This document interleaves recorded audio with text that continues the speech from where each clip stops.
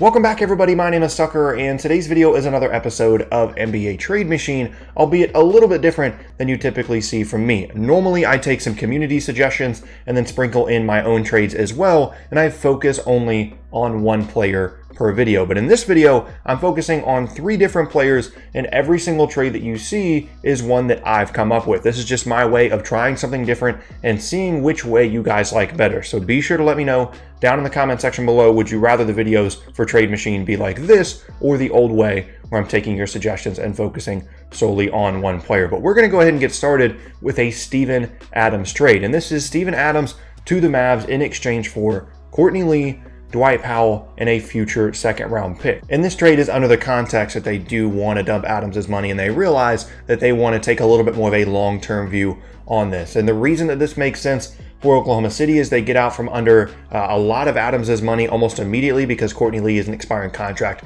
in the summer of 2020. They also get Dwight Powell, who's a good, relatively young front court player that's on a fair deal for the next couple of seasons that can help grow alongside of guys like Shai Gilgeous-Alexander, and then they get the future pick as well. But primarily, it's about getting out from under Steven Adams' money, and then secondarily getting back whatever kind of asset you think Powell and the future second-round pick are. For the Mavericks, on the other hand, this is just all about starting to solidify their starting 5. Like I said, they're giving up the expiring contract in Lee. Powell is a good player for them, but Adams is certainly better, and then the future pick as well to give them a legit above-average starting 5-man, starting caliber 5-man in the NBA. And this also guards a little bit against Porzingis struggling once he comes back from injury, as well as not having to play him at the 5 all the time. I don't know what their plans are for him, if they're planning on playing him at the 4 or the 5 more. But when you look at the roster, it doesn't really seem like they have a legit starting caliber 5 unless you're counting Porzingis in that category. So bringing in Adams gives them another nice player to go along with Luka Doncic, and then obviously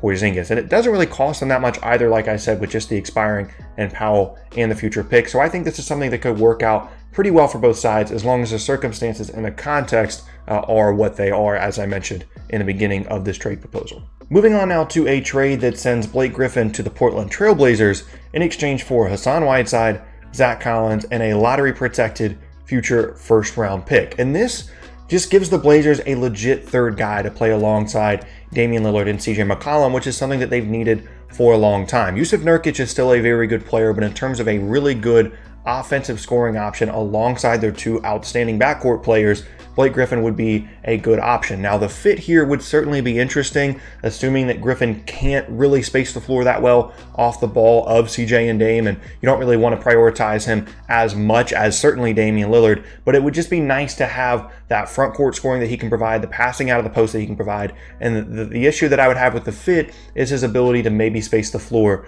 off the ball. So that would be kind of something that would remain to be seen, but they're really not giving up a ton here. A lottery-protected first-round pick, a huge expiring contract in Hassan Whiteside, and then Zach Collins, who could end up being something, but right now is more of just a rotation promising big for them. And you turn all that into a guy that when he's healthy and playing well is a borderline All-NBA caliber player. And we've seen moves like this already this offseason for teams like Portland and teams like, in this example, Utah, that are seeing the opportunity that they have to jump up into legit contender status in the Western Conference. And the Trailblazers are already there, but trading for Griffin in this context, in my opinion, would push them up even further. Now, it's not guaranteed to work, and there is certainly risk involved given Griffin's age and his injury history and his contract, and then the potential fit issues that I mentioned. And so they could certainly go with a bit of a safer option like Kevin Love, like I've talked about in the past, because he would certainly, worst case scenario, be able to help them space the floor, even if the fit doesn't go extremely well in terms of front court scoring. On the other hand, for Detroit, they get out from under a lot of Griffin's money almost immediately because of the huge expiring contract of Hassan Whiteside. They get Zach Collins, who could end up being something for them.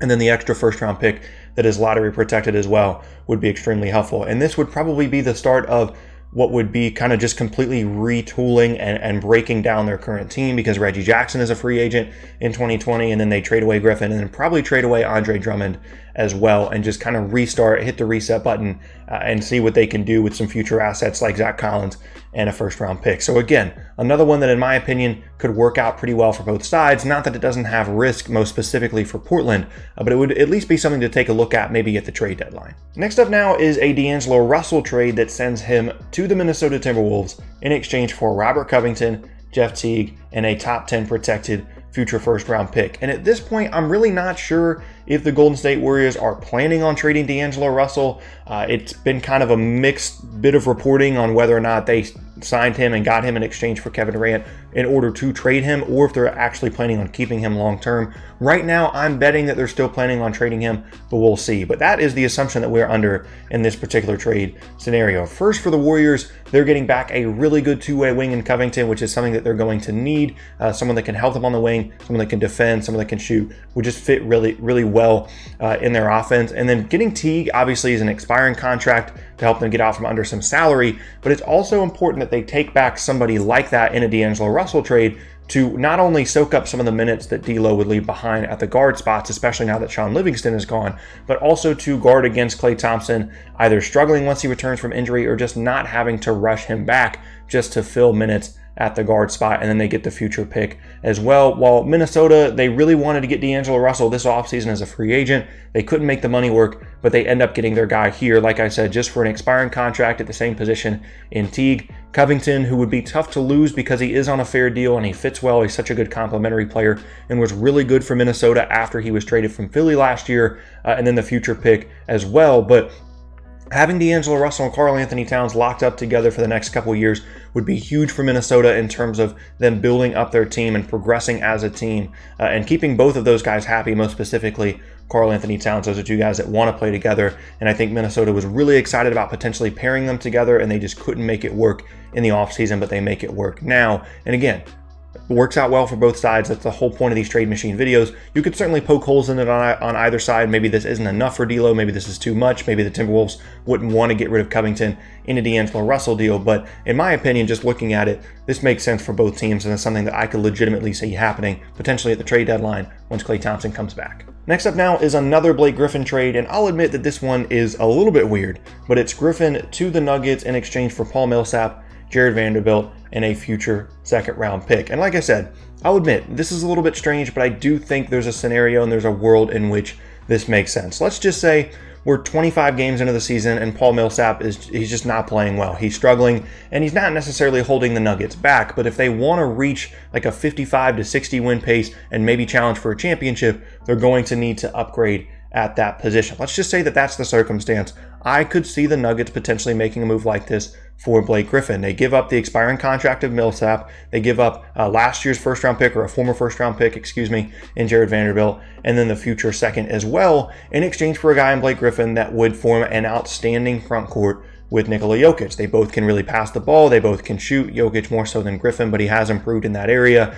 And it would just be a really tough two-way front court, a really tough two-person front court, to defend. Now, defensively, it would certainly have some issues, and ideally for Denver, if they're going to be making a move like this, it would be for a backcourt player rather than a front court player to help someone like Jamal Murray and Gary Harris a little bit in the backcourt. But this is still an option for them, and again, they're really not giving up a ton to get a player that, when healthy, is an all-NBA caliber guy at this point in his career. Which brings me to Detroit, because this is really not a ton of value for a player of Griffin's caliber. On paper, he should be worth more than this, but you have to understand his age, his contract, and his injury history, like I said earlier, are going to continue to bring down his value, and his value will never be higher than it is right now, which might cause them to kind of sell on him for a little bit less than they normally would, just given his talent. But they almost immediately get out from under Griffin's relatively large salary, or extremely large salary over the next couple of seasons. With the Millsap expiring, Vanderbilt could be something for them, and then the future pick as well. They might be able to push Denver for a first-round pick rather than a second in this deal, and that might be enough to get it done, but that would be a little bit tricky just because Denver already gave up their 2020 pick for Jeremy Grant, so they would have to trade like a 2022 or a little bit further into the future than maybe they would want to. But again, a deal that could make sense for both sides, could push Denver even further up into the Western Conference hierarchy, similar to how the Trailblazers could potentially trade for him. And the reason that Griffin is on here doesn't necessarily have anything to do with me thinking that he's on the trade block, but it's just at some point Detroit is going to have to make a move to change up their team, and this could potentially be it, trading Griffin out west for cap flexibility and then future assets. And last up now is a really simple one, and it's Deangelo Russell to the Philadelphia 76ers in exchange for Tobias Harris. And positionally, this just makes a ton of sense to me because the Warriors got D'Angelo Russell so that they wouldn't just get nothing in exchange for Kevin Durant and to guard against Klay Thompson's injury and his recovery from that injury. But once he comes back, that the kind of thinking here is that they would look at trading D'Angelo Russell, and if they were going to do that, ideally it would be just like in the Minnesota trade for some wing help, because once they get Klay back and once they get Steph back, they really just need backup minutes at the guard spots, and D'Lo is not a backup player at either guard spot. So they get Tobias Harris, a guy that's going to be a really good complementary scorer, not an outstanding defender, but just good size on the wing, someone that can help them take some of the load off, some of the pressure off Klay and Steph, especially as Klay returns from his injury, and just gives them a little bit more size and versatility than someone like D'Lo does, and not having to play, Klay at like the 3 or anything when you want to have all 3 of those guys on the court at the same time. While for Philly, it's kind of the opposite. They have so many taller players that maybe getting a more traditional point guard backcourt player like D'Lo would really help their team if the whole supersize thing doesn't work out. Their contracts make sense. They're both on about the same length deal. Harris is 1 year longer than D'Lo and more expensive. But Philly would end up kind of moving on from the supersize thing. D'Lo would work really well with Embiid and ball screens, as well as on or off the ball with Ben Simmons. He's a great shooter, someone that can just really help them offensively in terms of a playmaking role, rather than relying so much on Simmons and maybe a little bit of Josh Richardson to make that stuff happen. So you're trading in a wing player, scorer, for a bit more of a playmaker, so that again, Simmons doesn't have to do all that stuff, and someone that can set up Embiid a little bit more as well. And again, just something that makes sense for both teams. It doesn't mean it's going to happen. It doesn't mean that this is good value for either player. I don't know. That's such a subjective thing. But to me, just given their contracts, given the fact that they were both just signed, and given the fact that both of these teams kind of need what the other team has, I think this could make a lot of sense. But that is going to be the end of today's NBA Trade Machine episode, albeit, like I said, a little bit of a different version than I typically do. Like I said in the beginning of the video, please do me a favor, leave a comment down below and let me know which format, which version you like better. It doesn't mean I'm 100% going to go to one or the other. I just need that kind of feedback to fully understand where you guys are at and which format you guys enjoy more. But like I said, that is going to be the end of today's video. I thank you guys so much for watching. Once again, my name is Tucker. If you missed any of my previous videos, then be sure to check out the boxes on screen. Thanks again, and I'll see you all next time.